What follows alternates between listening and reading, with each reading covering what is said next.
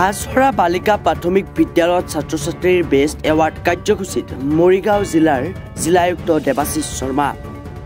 মৰিগাঁও জিলাৰ লাহৰীঘাট প্ৰাথমিক শিক্ষা খণ্ডৰ অন্তৰ্গত হাছৰা বালিকা প্ৰাথমিক বিদ্যালয়ত উপস্থিত হৈ থকা ছাত্ৰ-ছাত্ৰীক বঁটা প্ৰদান কৰিলে জিলা আয়ুক্তই।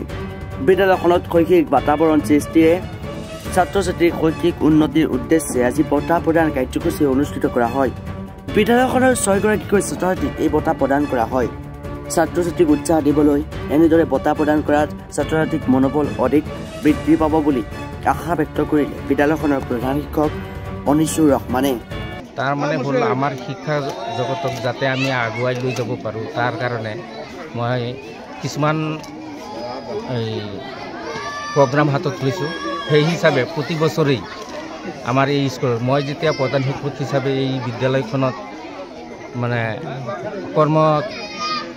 কৰ্মৰত হ'লোঁ, তেতিয়াৰ পৰাই মই প্ৰতি বছৰে প্ৰতিজন ল'ৰা ছোৱালীক উদগনি জন্মাবৰ কাৰণে মই প্ৰতি বছৰেই ল'ৰা ছোৱালীক বেষ্ট ষ্টুডেণ্ট এটেণ্ডেঞ্চ 100% এটেণ্ডেঞ্চ আৰু চৰিত্ৰৰ ফালৰ পৰা বিহেভিয়াৰৰ ফালৰ পৰা যিজন মানে উৎকৃষ্ট সেইসকলক আমি এটা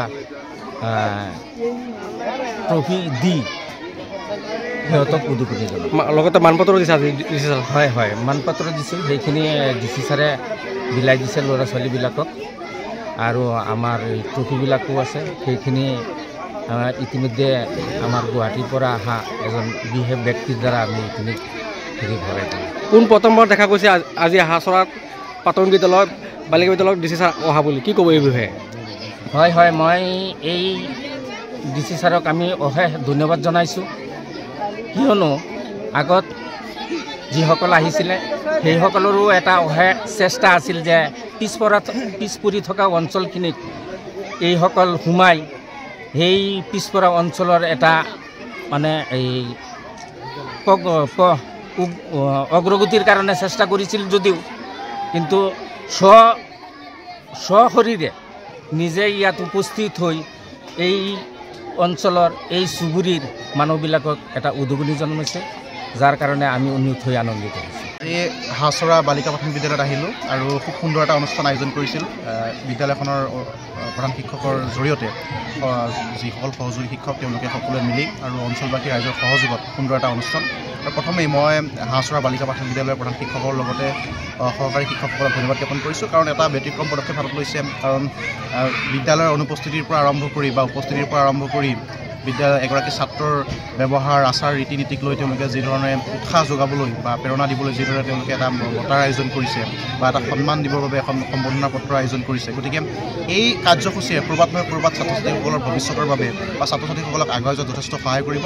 আৰু এই অনুষ্ঠানত উপস্থিত থাকিবলৈ পাই মই আনন্দিত অনুভৱ কৰিছোঁ। আৰু জিলা আয়ুক্ত মহোদয়ে তেওঁলোকক আজি সম্বৰ্ধনা পত্ৰ বিতৰণ কৰিছে।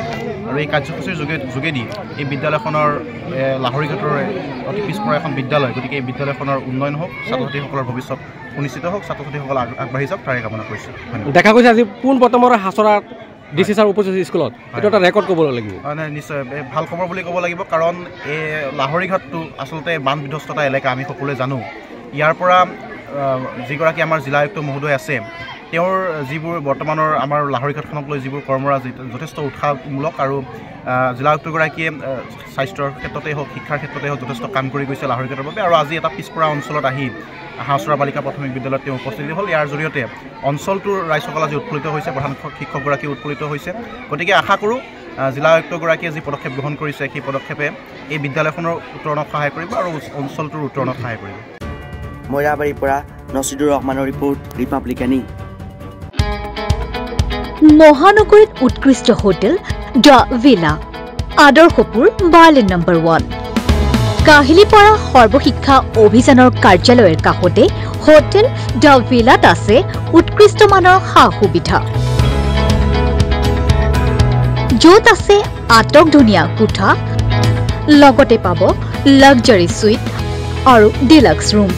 তদুপৰি ৰেষ্টুৰেণ্টত পাব আপোনাৰ মন পচন্দৰ সুস্বাদু খাদ্য আৰু পাব বাৰ আৰু সুইমিং পুল।